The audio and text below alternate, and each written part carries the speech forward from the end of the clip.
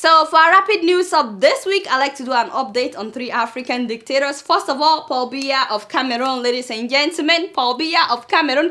You guys will not believe it's been more than 2 months now, going to 3 months since the president of Cameroon shut down the internet in the English-speaking part of Cameroon. I'm trying to say that till now, banks cannot operate fully due to the internet. They have no internet. Cyber cafes cannot function in southern Cameroon. You cannot check your email or WhatsApp or Facebook or Twitter or Instagram if you're living in southern Cameroon. If you have a business that is tied to the internet, you're screwed. And that's what the president wants. I don't know how this makes him happy as a person. And what I don't understand is why he's so afraid. Why is Paul Biya so afraid of the people of southern Cameroon? Because it is only somebody that is afraid that will be doing something like this. But you know, we're keeping our eyes on him. And speaking of dictators, in Ethiopia, 16 people were charged with terrorism and sentenced to 4 to 13 years in prison for trying to create a separate state in the Oromo region.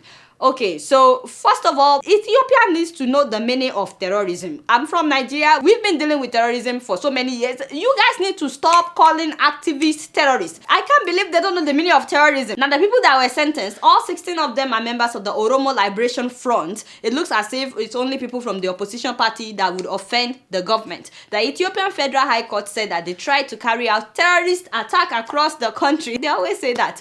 Now, don't forget that Ethiopia declared a state of emergency since October 9th of last year and is still in effect. As a matter of fact, now they say that they want to extend it for another 4 months. Imagine living a life in a state of emergency. You can't just go out or come in whenever you want. The government is monitoring you. It's so unfortunate that this is still going on in Ethiopia. It's gonna be 10 months of state of emergency. That's unbelievable. And in Rwanda, I was not surprised to hear that Paul Kagame's government has pulled out of the African Court on Human and People's Rights. As in, is anyone surprised? Is anybody surprised at all? The government said this is because they have competent courts in Rwanda to try all cases of human rights. I'm like, excuse me, I was just coughing a little. So, but not only that, the government has also announced that they will no longer allow individuals and non-governmental organizations to directly file complaints against the government at the African Court on Human and People's Rights. Isn't that crazy?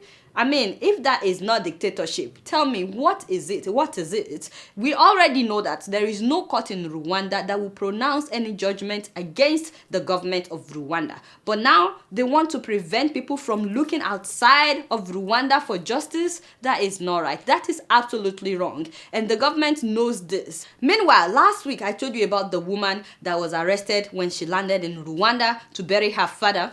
Thank God she has been released. See, this is why we need to be talking about these things, so that the government of Rwanda will know, that the whole world knows what is happening in Rwanda. We're very happy that this woman has been released alive. I don't know whatever happened to all the terrorist charges that they said that they had against her. I thought they said they had evidence that she was overseeing some kind of criminal network. Can you imagine?